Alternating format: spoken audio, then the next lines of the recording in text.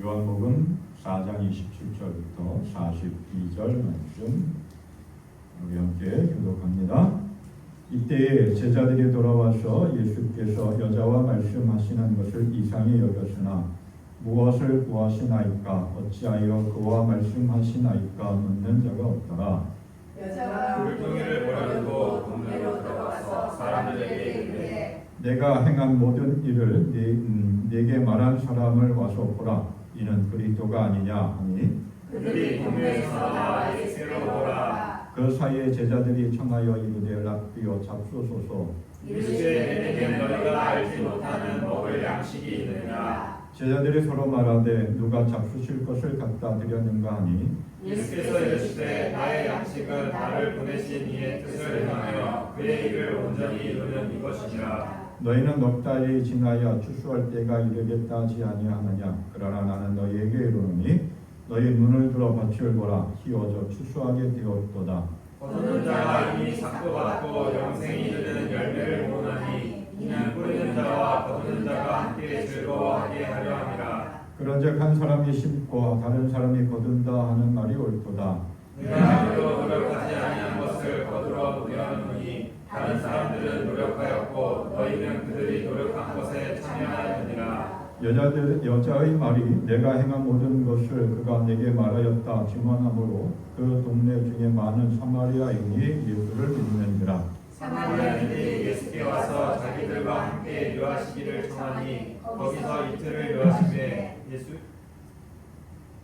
예수의 말씀으로 말미암아 믿는 자가 더욱 많아. 그 여자에게 말하되 이제 우리가 믿는 것은 내 말로 인함이 아니니 이는 우리가 친히 듣고 그가 참으로 세상의 구주신 줄 알미라 하였더라. 아멘. 7월 첫째 주일은 맥주 감사 주일로 우리가 드렸습니다. 성찬 예식도 함께 하도록 하겠습니다. 그리고 우리가 7월 1일부터 늘 16년째 하는 것 같은데 매일 천원 감성을 하고 선교사역과 구제사역의 수요입니다. 하루하루 매 순간순간 하나님의 일에 감사하며 기도하며 예배를 드릴 수 있기를 바랍니다. 사마리아 예수님을 만난 사마리아 여인의 변화된 삶을 함께 나눕니다.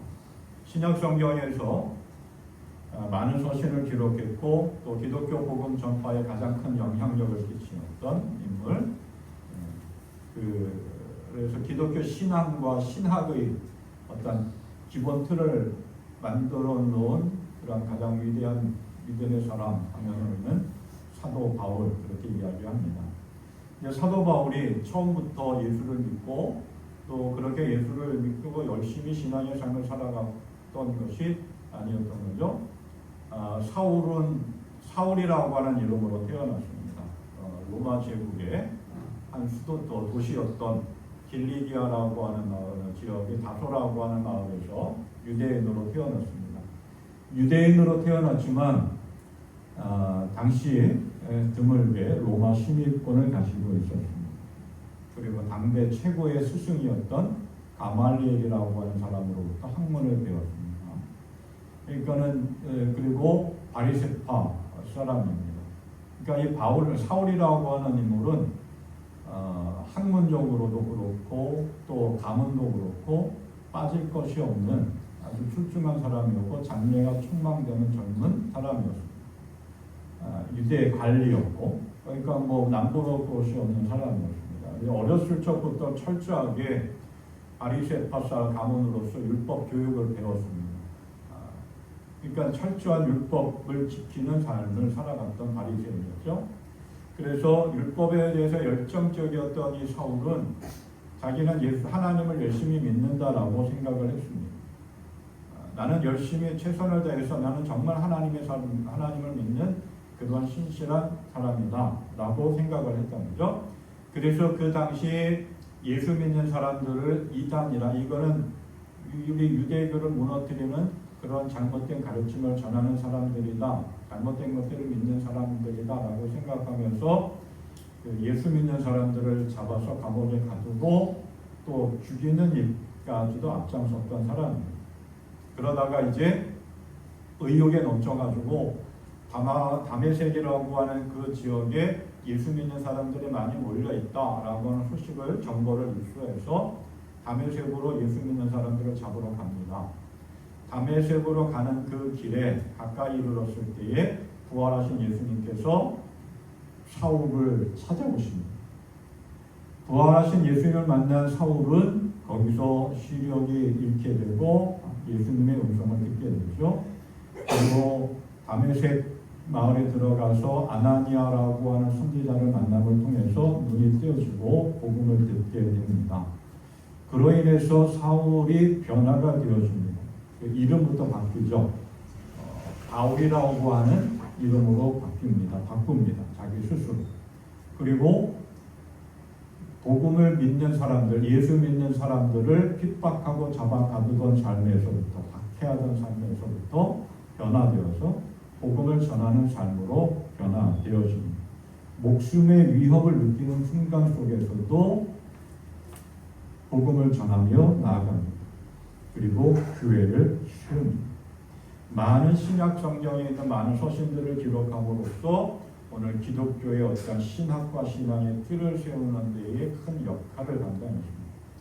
이렇게 사울이 바울로 변화된 것은 그의 어떤 의지나 결단이 아니라 부활하신 예수 그리스도를 만났기 때문에 인생이 변화된 것이죠. 예수님께서 사울을 찾아오셔서 바울로 그의 인생을 변화시킨 겁니다. 이렇게 사울이 예수님을 만남으로 바울로 그의 인생이 변화되었듯이 성경에 기록되어져 있는 인물들뿐만 아니라 오늘날까지 믿음의 삶을 살아가는 사람들을 보면 예수님을 만남으로 인해서 그 인생이 180도 변화되어지는 사람들을 참 많이 우리는 보게 되고 또 그러한 변화된 인생을 살아가는 사람들의 이야기들을 우리는 많이 듣게 됩니다. 그런 사람 가운데 오늘 한 사람 우리가 만나는데 바로 사마리아의 수가라고 하는 마을에 살고 있는 한 여인입니다. 자, 이 성경의 이야기를 쭉 살펴봅니다. 예수님께서 예루살렘에서 갈릴리 가나를 떠나실 때 안드레나 베드로와 함께 벳세다 지역에서 어부를 살고 있는 그 사람들 가운데 빌립이라고 하는 사람을 만나십니다. 그리고 그 빌립을 예수님이 부르십니다. 나를 따라오너라. 제자로 부르셨던 거죠. 그때 빌립은 자기의 친구인 나다나엘을 찾아갑니다. 그리고 나다나엘에게 우리가 율법책에 모세의 율법책에 기록되어져 있는 그 선지자 그 예수를 만났다. 그는 나사렛 출신의 요셉의 아들 예수라고 하는 사람이다 라고 이야기합니다. 그러자 나다나엘이 콧웃음을 칩니다. 비웃듯이 말합니다. 나사렛이라고 하는 그 자그마한 촌구석에서 무슨 선한 것이 나타나겠느냐. 그 시골 구석, 촌구석, 아무도 알아보지 않는 그 가난하고 보잘것없는 작은 마을, 거기서 무슨 메시아가 태어나겠느냐, 무슨 좋은 일이, 좋은 사람이, 훌륭한 사람이 태어날 수 있겠느냐라고 비웃듯이 이야기합니다. 그때 빌립이 나다나엘에게 한번 와봐라 이렇게 자신 있게 이야기하죠. 그래서 빌립과 나다나엘은 예수님을 찾아갑니다. 그리고 예수님은 빌립과 나다나엘과 함께 이 많은 이야기를 나누십니다. 그리고 사흘째 되는 날 예수님은 제자들과 함께 갈릴리 가나의 혼인잔치에 참여하십니다. 당시 예루살렘에서 갈릴리로 오고 가는 가장 빠른 길은 사마리아라고 하는 그 지역을 통과해야 합니다. 그래야 빨리 갈 수 있어. 한 3, 4일 정도면 걸어서 다니니까 3, 4일 정도면 충분히 갈 수 있었다고 합니다. 근데 유대인들은 사마리아 진역을 다니지 않았습니다. 사마리아 사람들을 무시하고 경멸했습니다. 상종하지 않았습니다. 그래서 갈릴리에서부터는 요단강 동쪽을 건너서 올라와서 다시 또 요단강을 건너서 예루살렘으로 들어왔습니다. 그렇게 하면 보통 5일에서 7일 정도 걸리는 그러한 거리였다고 합니다. 그런데 이 길은 사마리아 지역을 통과하지는 않지만 상당히 위험한 그런 길이었다고 합니다. 강도들도 많아서. 그래서 예수님의 비유 가운데 강도 만난 사람. 그 사람이 그죠? 갈릴리에서 예루살렘에서 내려가는 길에 강도를 만났다. 그렇게 이야기하죠. 그럼에도 불구하고 이스라엘 유대인들은 사마리아라고 하는 그 마을로 지나다니지 않았다. 그런데 예수님께서는 사마리아를 지나서 예루살렘에서 갈릴리 가나로 결혼잔치에 참석하셨습니다. 그런데 결혼잔치에 참석했는데 포도주가 떨어졌다라고 하는 그 어머니 마리아로부터 소식을 듣습니다. 당시의 포도주는 이스라엘 백성, 유대인들에게 있어서는 음료수와 같은 것이었고, 이 결혼이나 어떤 잔치에 있을 때 손님들을 대접하는 데 가장 중요한 요소 가운데 하나였고, 또 어떤 흥을 돋구는 그런 음료였습니다. 그런데 그 포도주가 떨어졌어요. 손님들을 대접해야 되는데 대접이 소홀했던 것이고, 즐거움을 줄 수 있는 그 포도주가 떨어졌던 것이죠. 그런데 그런 상황을 예수의 어머니 마리아가 예수님께 이야기합니다. 왜 예수님께 그러한 이야기를 굳이 할까? 마리아의 입장에서 생각해 보면은 뭐 어떤 특별한 것을 바랬던 것은 아니었던 것 같아요. 어떤 성경학자들이 뭐 여러 관점에 대해서 이야기를 하고 있지만 이렇게 쉽게 우리에게 친밀하게 와닿을 수 있는 그런 상황은 이렇게 이야기해요. 이 결혼잔치, 예수님이 그 어머니와 함께 참석한 이 결혼잔치는 예수님의 친척의 잔치였을 것이다 이야기합니다. 그러니까 마리아와 예수님의 어머니 마리아와 어떠한 친척 관계였던 거죠. 그리고 포도주가 떨어졌으니까 그러니까 마리아의 큰 아들이 예수님께 그냥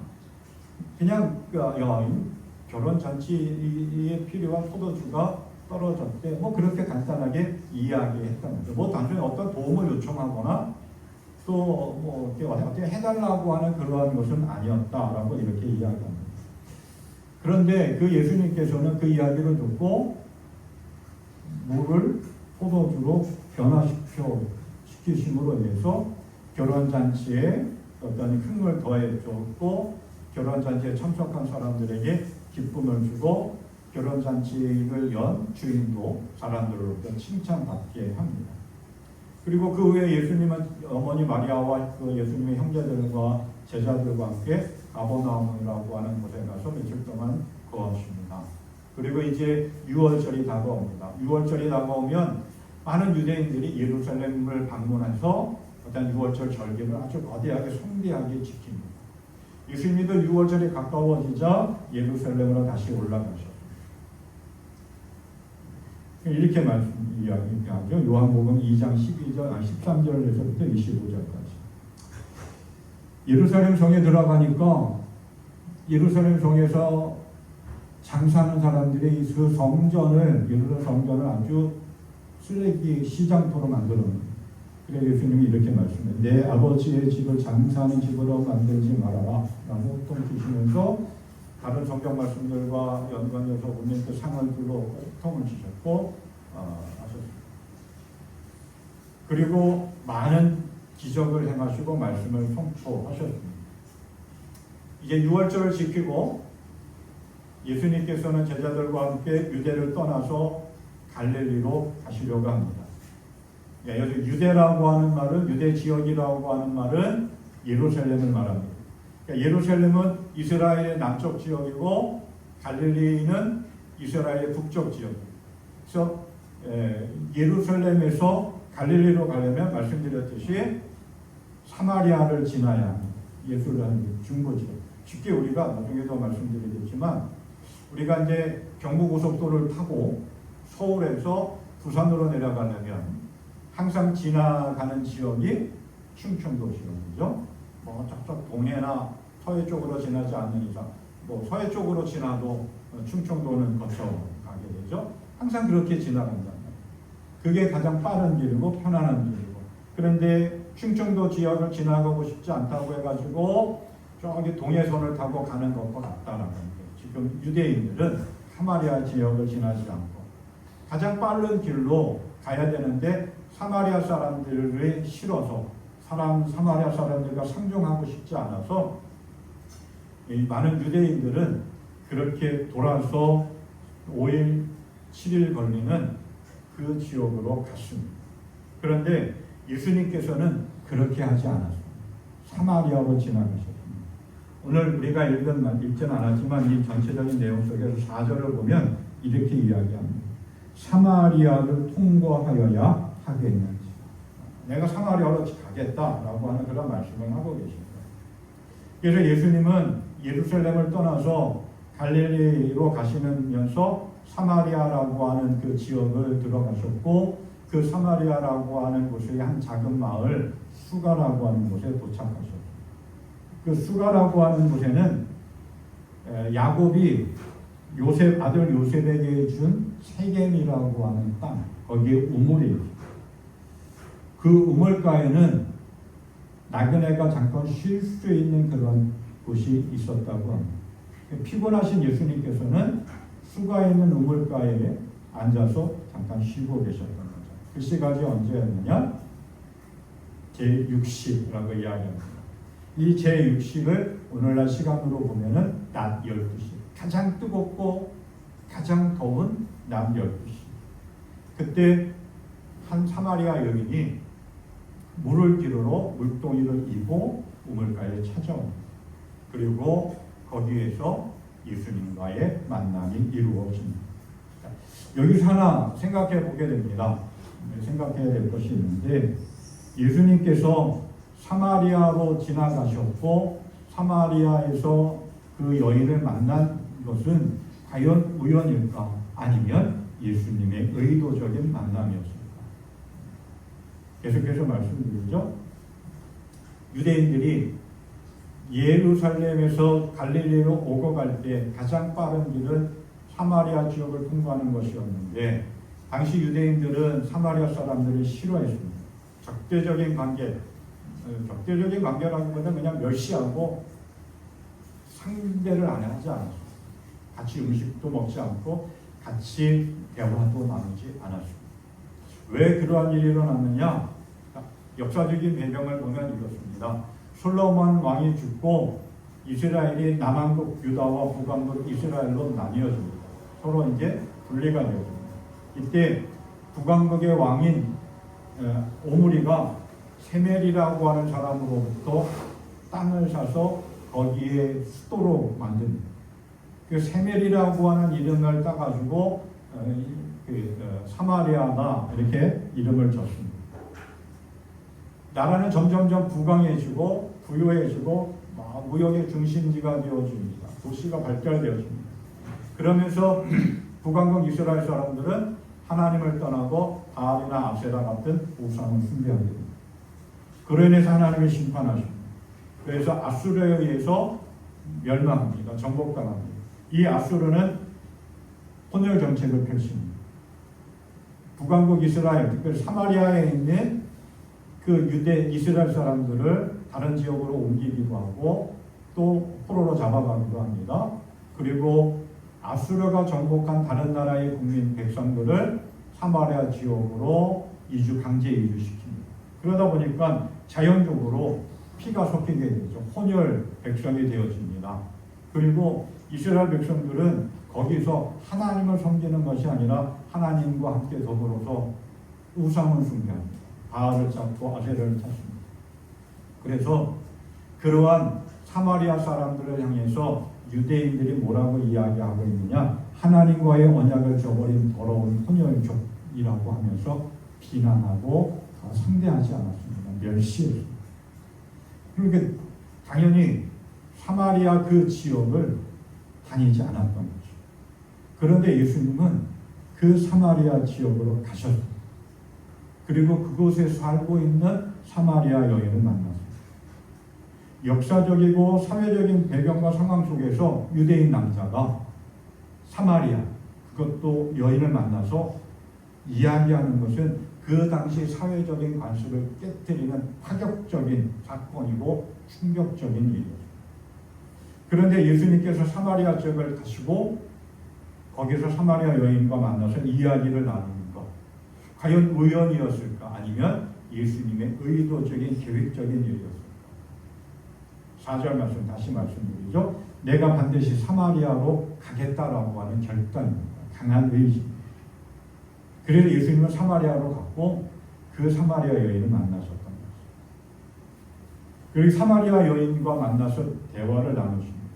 어디에서? 사마리아라고 하는 지역의 수가라고 하는 작은 마을, 세겜이라고 하는 그런 야곱이 가나안 땅에 들어가서 오래간 바단 아람에서 외삼촌 집에서 하나님의 말씀을 듣고 고향으로 돌아와서 정착한 그곳, 거기에서 세겜 사람들한테 은 100냥을 주고 산 그 땅에서 정착을 하고 우물을 하고 삶을 살았습니다. 그리고 죽고 그 우물을 아들 야곱에게 마치 유산처럼 땅에 물려줍니다. 그곳이 수가라고 하는 지역입니다. 그 수가의 우물가에 도착했는 예수님 피곤하셨습니다. 그리고 우물가에 앉으셨습니다. 그때 마침 한 여인이 물을 들어 우물가로 찾아옵니다. 그 시간이 가장 뜨거운 낮 12시. 보통 이 시간대에는 사람들이 다니지 않습니다. 기록에 의하면 이 시간대에 그 당시 그 시기에 그곳의 날씨는 온도가 약 40도 정도 됐다라고 이야기합니다. 지금 우리나라도 이제 더욱 여름이 시작되어지는 날 12시, 낮 11시부터 3시까지는 너무 뜨거워서 가급적 다니지 말라 그렇게 이야기하죠. 그런데 한 여인이 사람들이 다니지 않는 그 시간에 물을 기르러 물동이를 이고 우물가에 온 겁니다. 왜 이 여인은 사람이 다니지 않는 그 시간에 혼자 물동이를 이고 우물가를 찾아왔을까요? 사람들을 피하기 위해서죠, 당연히. 왜 사람들을 피할까? 도대체 이 여인은 어떤 사람일까? 우리 한번 생각해 봅니다. 예수님과 대화를 통해서 보면 이 여인이 어떠한 사람이었다라고 하는 것을 알게 됩니다. 예수님이 이 우물가에 찾아온 여인에게 물을 좀 달라라고 이야기합니다. 그때 말씀드렸듯이 당시 사회적인 그런 관습과 관계 속에서 보면은 유대인 남성이 여자에게 말을 걸 수가 없는 거예요. 근데 이 사마리아 여인이 보니까 유대인이에요. 그래서 유대인이 당신이 어떻게 나한테 물을 달라고 이야기를 할 수 있습니까? 라고 이야기합니다. 그러면 예수님이 생수에 대한 영원히 목마르지 않는 생수에 대해서 말씀을 하시고 그런 가운데서 이 여인은 예수님의 말씀을 이해하지 못합니다. 그때 예수님이 말씀하죠. 가서 네 남편을 불러와라. 그랬더니 여자가 이야기합니다. 나는 남편이 없습니다. 그랬더니 이 여인이 이야기하죠. 나는 남편이 없습니다. 그랬더니 예수님이 여인에게 네가 남편이 없다 하는 말이 맞다. 네가 남편이 5이나 있었지만 지금 네가 함께 살고 있는 남자도 네 남편이 아니다 라고 이야기하죠. 자, 이 여인의 삶의 모습 성경학자들은 이렇게 이야기합니다. 당시 여인이 남자한테 이혼을 요구할 수는 없었다라고. 남자가 나가라고, 남편이 나가라고 하면 나갈 수밖에 없었던 그런 연약한 존재가 당시 여인이었던 거죠. 그런데 5번이나 결혼해서 남편이 5명이나 있었어요. 보통 전쟁이나 여러 가지 병으로 인해 남편을 잃을 수 있었지만 보통 2번이나 3번 정도는 그렇게 할 수 있었다라고 이야기합니다. 그런데 5번 결혼했어요. 5번에 5명의 남편이 있었어요. 지금 살고 있는 남자도 정식 남편은 아니에요. 그냥 동거인이었던 거죠. 그러니까 이러한 이 여인의 삶의 모습을 보면 그 당시 사회적으로 손가락질 당하고 수치스러울 수밖에 없는 것이고 누구한테 자신 있게 자기의 삶을 이야기할 수가 없었던 거예요. 그래서 사람들을 피합니다. 그 여인의 이 삶을 다 알고 있었던 마을 사람들은 그 여인 앞에서뿐만 아니라 뒤에도 수근수근 여러 가지 이야기를 나눴던 거죠. 그런데 그렇다고 해서 이 여인이 그렇게 흉잡힐 정도로 크게 잘못한 것도 아니었던 거예요. 만약에 이 여인이 자기 어떠한 정욕대로 자기의 욕망대로 삶을 살아가면 이 남자 저 남자 만나고 꼬셨다면 그 마을에서 살 수가 없었겠죠. 쫓겨날 수밖에 없었고, 더군다나 예수님을 만난다는 이 여인이 마을로 뛰어 들어가서 내가 예수를 만났다라고 했을 때 사람들이 반응이 그래도 그 여인의 말을 들은 것을 보면 그렇게 아주 극한 죄인은 나쁜 사람은 아니었다라고 평가할 수가 있겠죠. 하지만 이 여인의 삶은 평탄하지 않았습니다. 험한 삶을 살아갔습니다. 상처 입은 인생이었습니다. 그럼에도 불구하고 이 여인은 삶을 포기하지 않았습니다. 그러면서 이 여인은 예수님과의 대화를 우리가 가만히 보면은 어떤 말씀을 듣고 그 메시아에 대한 갈망이 있었던 거예요. 특히 예배에 대한 이야기를 나눈 것을 보면 이 여인은 예배에 대한 목마름, 예배에 대한 어떤 갈급함이 있었던 것 같아요. 오늘 이 여인을 보면서 오늘 우리도 한번 생각해 봅니다. 힘들고 어려운 삶을 살아가고 있지만 영적인 갈급함, 예배에 대한 목마름, 하나님의 은혜에 대한 목마름, 말씀에 대한 목마름을 우리가 가지고 있는 제 삶을 살아가고 있느냐라는 거죠. 이 사마리아 여인을 이미 알고 있는 나다나엘을 또 이미 알고 계셨던 예수님께서 사마리아 여인의 그 삶도 예수님은 알고 계셨어요. 그래서 일부러 계획적으로 사마리아 지역을 찾아오셨고 우물가에 앉아서 그 여인을 기다리고 계셨습니다. 성경은 우리에게 말씀합니다. 나는 나를 사랑하는 사람을 사랑하여 주며 나를 간절히 찾는 사람을 만나주. 나를 간절히 찾고 나에게 부르짖으면 내가 만나주겠다라고 말씀을 하고 계십니다. 오늘 이 사마리아 여인을 찾아오신 예수님, 오늘 우리들을 향해서도 내가 너를 꼭 만나고 싶다. 그러면서 우리에게 찾아오십니다. 비록 힘들고 어렵고 고단한 인생, 아픈 인생을 삶을 살아가고 있지만 그러한 가운데서도 예배에 대한 갈급함, 목마름, 말씀에 대한 하나님의 은혜에 대한 그 갈급함을 가지고 살아가고 있는 이 여인을 찾아오셨던 예수님, 오늘 우리들에게도 찾아오고 계십니다. 그 예수님을 만나는 복된 인생 되기를 소망합니다. 그 예수님을 만난 사마리아 여인은 변화되었습니다. 인생에 바뀌었습니다. 새로운 길을 걸어가게 되었습니다. 그 사마리아 여인, 예수님을 만난 그 사마리아 여인이 어떻게 변화되었느냐? 가장 첫 번째 증거가 물동이를 버려두었다는 겁니다. 오늘 말씀 속에 보면 28절에서 이렇게 이야기하고 있습니다. 그 여자가 물동이를 버려두고 동네로 들어가서 사람들에게 이르되 물동이를 버려두었다. 부활하신 예수님을 만났습니다. 그리고 이 여인은 버렸어. 여기서 버렸다라고 하는 말은 헬라어로 아페켄이라고 하는 말인데 포기했다, 그대로 놔뒀다라고 하는 말이에요. 무엇을 버렸느냐? 물동이를 버렸다. 그래서 물동이라고 하는 말은 요즘 많은 사람들이 들고 다니고 애용하는 텀블러가 아닙니다.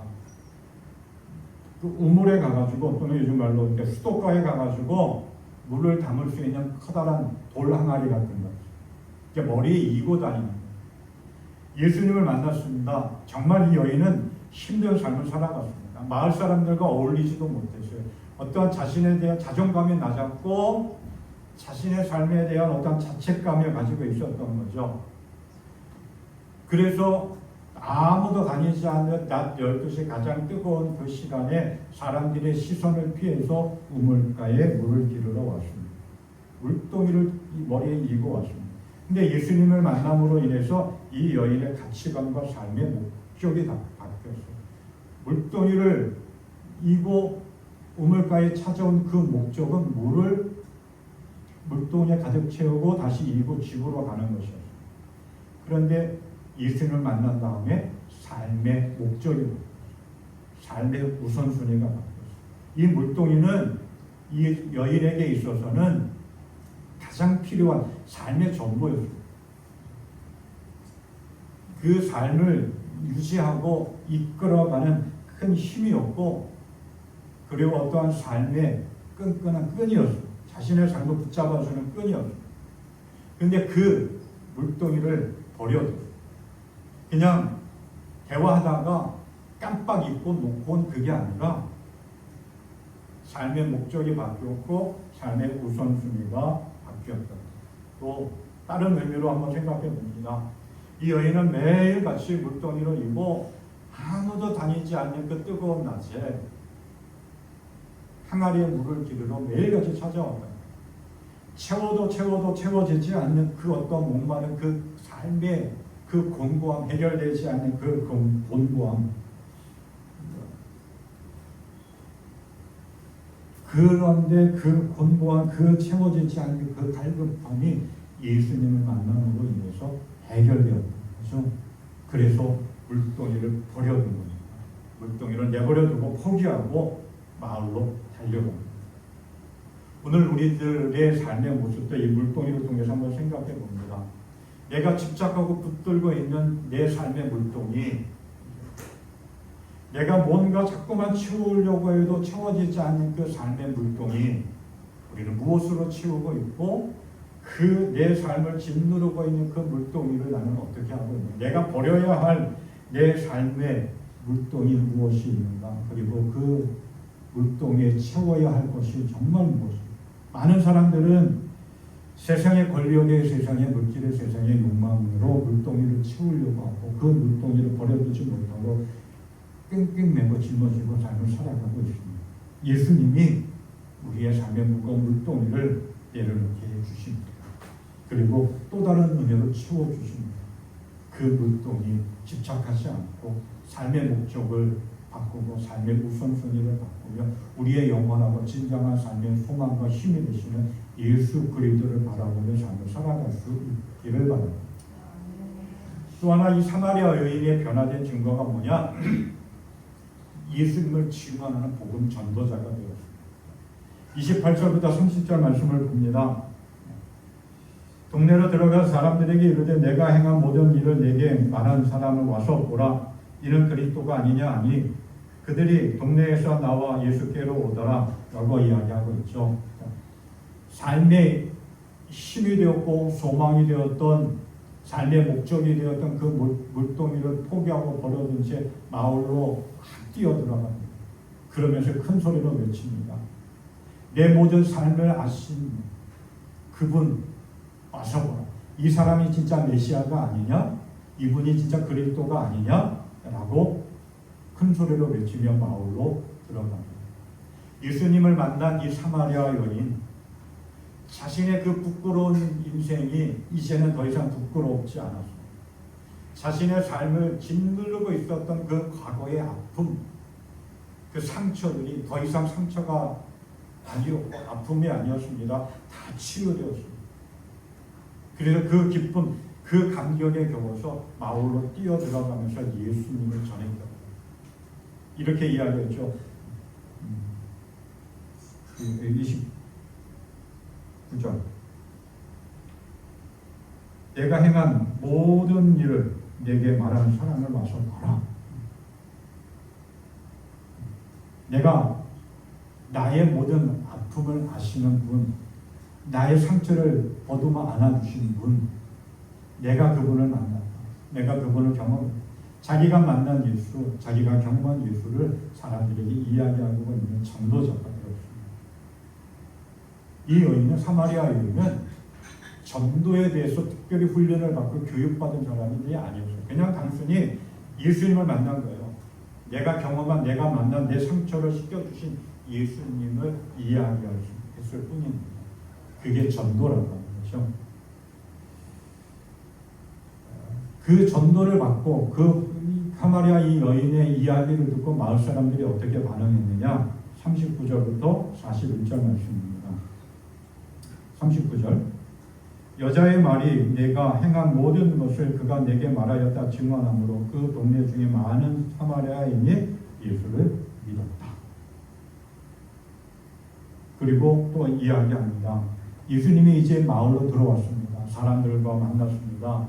이제 더 이상 마을 사람들은 사마리아 이 여인을 통해서 복음을 듣고 예수를 믿게 된 것이 아니라 이제는 직접 예수님을 만남으로 인해서 예수를 믿기 시작했습니다. 하지만 이 사마리아 여인의 그 복음 전도를 통해서 사람들이 예수를 영접하기 시작했던 거죠. 복음 전파의 씨앗이 되었던 겁니다. 예수님을 3년 동안 따라다녔던 제자들, 예수님의 죽자 두려워 숨어서 아무것도 하지 않았습니다. 하지 못했습니다. 그러나 예수님의 말씀대로 오순절의 성령 강림의 역사를 경험한 이후에 이들은 죽음도 두려워하지 않냐고 담대하게 복음을 전했습니다. 사울도 다메섹에서 부활하신 예수님을 만난 다음에 변화되어서 복음 전도자가 되었습니다. 사마리아 여인도 그랬듯이 오늘 우리의 삶, 내 삶 속에 함께 하시는 하나님의 은혜를 경험하며 우리는 삶을 살아가고 있습니다. 그럼에도 우리는 어떤 특별한 사람이, 특별히 훈련받고 또 교육받은 사람은 전도한다라고 생각을 하면서 우리는 전도에 게을리하고 안 할 때가 참 많이 있습니다. 그러나 내가 만난 예수님, 내가 경험하고 나와 함께하고 있는 그 예수님에 대해서 우리의 말과 행동으로 보여주고 증거하는 것이 전도입니다. 사마리아 여인처럼 전도자의 삶을 살아가는 우리가 될 수 있기를 소망합니다. 예수님은 오늘도 우리에게 말씀합니다. 내가 반드시 사마리아와 같은 너의 인생, 소외되고 핍박받고 곤고한 우리의 인생 속에 내가 함께 가겠다. 내가 오늘 지금 너를 꼭 만나고 싶다 하면서 우리에게 다가오십니다. 그 예수님을 만나는 복된 인생 되어지기를 소망합니다. 그리고 그 예수님을 만나서 사마리아 여인처럼 힘들고 어렵고 수치와 자존심이 낮은 그러한 삶이었지만 예수님을 만남으로 인해서 치유되어지고 회복되어져서 변화되어지는 삶을 살아갔던 것처럼 우리도 예수 그리스도와 함께 날마다 그 안에서 변화되어지는 성장하고 성숙된 믿음의 삶을 살아갈 수 있기를 바랍니다. 그래서 우리의 삶의 진정한 버팀목이 되시고 소망이 되시는 예수님을 붙잡고 복음의 증인된 삶을 살아가 하나님의 기쁨이 되어지고 하나님께 영광 돌리는 복된 인생, 승리하는 인생 되기를 주님의 이름으로 축원합니다. 우리 함께 찬양하면서 하나님께 예물을 드리겠습니다. 289장.